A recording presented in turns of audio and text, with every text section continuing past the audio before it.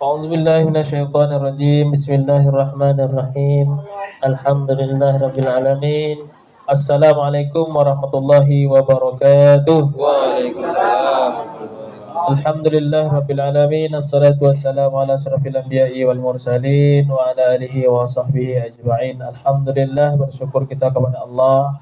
Pada malam hari ini kita dipertemukan kembali oleh Allah di rumah kediaman Bapak akhir sekeluarga. Mudah-mudahan langkah kaki kita akan dicatat oleh Allah Subhanahu wa taala sebagai orang ahli menuntut ilmu. Dengan itu pula langkah kaki kita akan diganjar oleh Allah Subhanahu wa taala dengan pahala yang berlipat ganda. Amin. Allahumma amin. Salawat dan salam buat junjungan kita Nabi besar Muhammad sallallahu alaihi wasallam. Allahumma shalli ala sayyidina Muhammad wa ala ali sayyidina Muhammad. Bapak-bapak, ibu-ibu, jamaah wirid Yasin yang dimuliakan oleh Allah Subhanahu wa taala. Kata anak-anak muda hari ini, bahagia itu sederhana. Bahagia itu sederhana ketika kita mendapatkan apa yang kita inginkan, maka hati kita berbunga-bunga, lalu di situ pula nilai kebahagiaan. Ternyata dalam agama Islam kebahagiaan itu punya standar tersendiri. Standar inilah yang disebutkan oleh Imam An-Nawawi dalam kitabnya Nasaihul Ibad. Nasaihul Ibad itu artinya nasihat untuk hamba-hamba. Kita semua ini adalah hamba Allah, dan Allah memberikan kita nasihat dengan satu jalan nasihat yang luar biasa, yaitu agama Islam. Ad-dinun nasihat, agama itu adalah nasihat. Imam Nawawi dalam kitab Nasaihul Ibadnya menjelaskan orang yang bahagia itu punya tanda-tanda. Ini kita orang Islam mesti paham, Bapak dan Ibu, Imam Nawawi itu ada dua. Yang pertama, Imam Nawawi pengarang hadis Arba'in. Itu Imam Nawawi bernama Abu Zakaria bin Syarafuddin An-Nawawi, orang Suriah. Lahirnya di negeri atau desa Nawa di Damaskus, Suriah. Kemudian ada Imam Nawawi orang Indonesia. Itu Imam An-Nawawi Al-Bantani, Imam Masjidil Haram pada periode lama zaman dulu. Dia inilah yang pengarang Nasaihul Ibad ini tadi. Dalam kitab Nasaihul Ibad itu, orang bahagia itu tandanya ada 4. Alamatus sa'adah arba'atun. Orang bahagia itu tandanya ada 4. Apakah kita masuk daripada 4 ini tadi ataupun tidak? Ternyata di situ dijelaskan tidak masuk orang bahagia itu tak mesti punya jabatan, tak mesti punya kebun sawit luas, tak mesti punya rumah yang luas. Ternyata alamatus sa'adatu arba'atun. Orang yang bahagia itu, kata Imam Nawawi, itu tandanya ada 4. Yang pertama adalah dzikrul dzunubil maudiyah, yaitu orang yang selalu mengingat dosa masa lalu. Jadi di antara kita kalau ada yang melupakan dosa-dosa masa lalu, kata Imam Nawawi, maka itu termasuk kebalikannya, yaitu orang yang celaka. Orang celaka salah satunya adalah orang yang melupakan dosa-dosa masa lalu. Sedangkan orang yang bahagia itu tanda pertamanya adalah dzikruz dzunubil maudiyah, selalu ingat dosa masa lalu. Apa itu dosa? Nah, ini kita perlu tahu. Apa itu dosa? Dosa tak boleh macam itu tuh. Dosa, apa yang arti dosa itu? Dosa itu sama dengan satu. Sifat dosa itu adalah kita selalu ingat akan kejahatan, keburukan kita yang pernah kita lakukan. Kita ingat terus, maka itu dosa.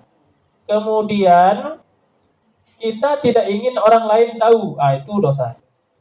Pengertian dosa itu adalah, teringat ini paman kami ini Edi Idrus, pernah dia dulu katakanlah melanggo ayam. Dia akan ingat terus kejadian itu. Apakah itu bagian dari dosa? Kalau dia melanggo ayam tak sengaja, tak dosa. Tapi dia tak melapor kepada ayam yang dilanggo itu ayam siapa, dia dosa. Maka dia diamkan saja dosa itu, orang lain. Dia berharap supaya orang lain tak tahu di bahwasanya ini pernah melanggo ayam. Itu dosa. Kalau tak sengaja tak masalah, tapi tak melapor ayam siapa nih, kan itu ayam orang. Berarti itu dosa.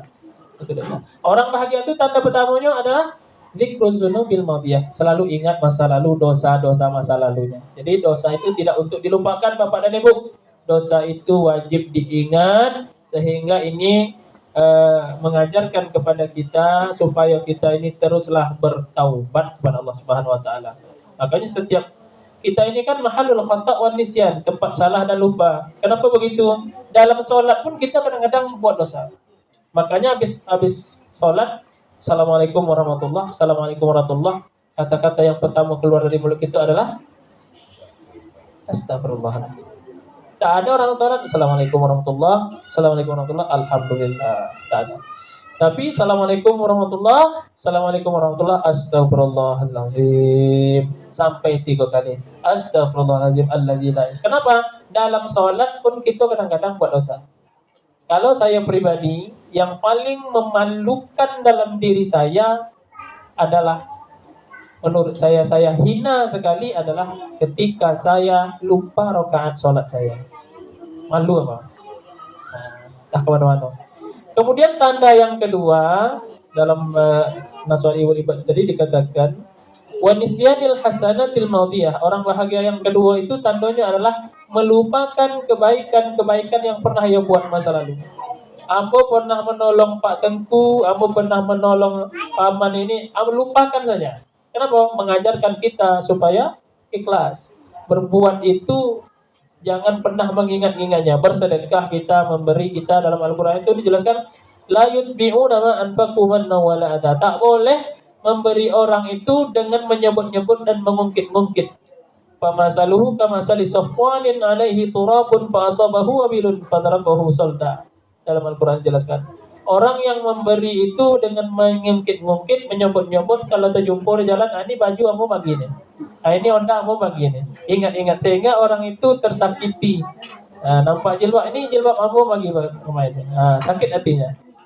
Itu seumpama turabun fa asabahu wabilun fatarakahu salda. Ibarat debu yang berada di batu licin, kono hujan hilang, tak dapat pahala sama sekali. Maka orang bahagia yang kedua itu melupakan kebaikan-kebaikan masa lalu. Lupakan kebaikan itu agar ikhlas berbuah pahala di sisi Allah.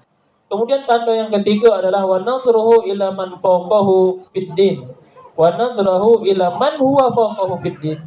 Selalu menengok ke atas dalam urusan agama.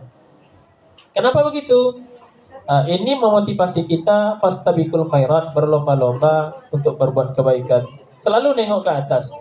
Itu orangnya biasa saja, gajinya kecil, rumahnya tak seberapa besar, tapi rajin ke masjid, infaknya terus setiap Jumat, meskipun tak banyak tapi rutin. Sementara saya, begitulah kira-kira, saya duit banyak tapi tak pernah berimpak.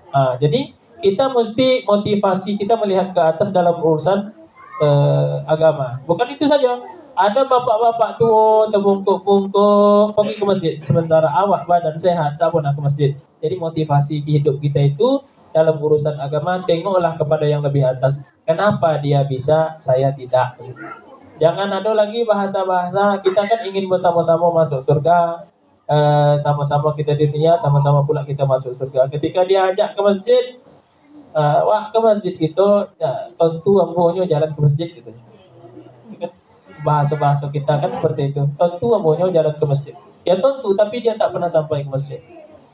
Itu yang perlu kita berhubung. Kemudian tanda orang bahagia yang keempat menurut Imam Nawawi dalam kitab Naswaihul Ibad ini tadi adalah wa nazrahu ila man huwa min dunihi fid dunya. Selalu menengok ke bawah dalam urusan dunia. Kalau nengok urusan akhirat itu nengok ke atas. Dia bisa, kenapa saya tidak? Kenapa dia bisa lebih alim, kenapa saya juga tidak bisa? Tapi kalau untuk urusan dunia, nengoklah ke bawah.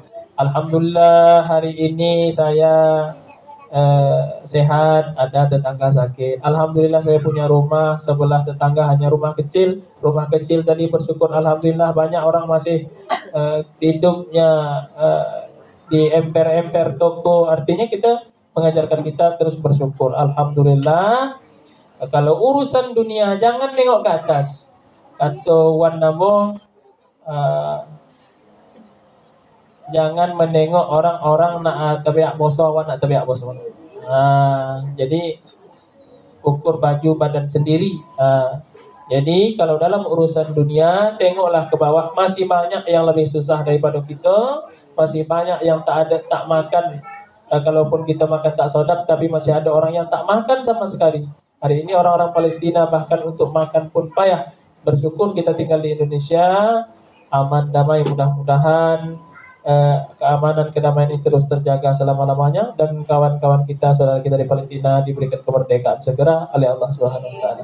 Inilah yang bisa saya sampaikan. Assalamualaikum warahmatullahi wabarakatuh. Waalaikumsalam. Terima kasih kepada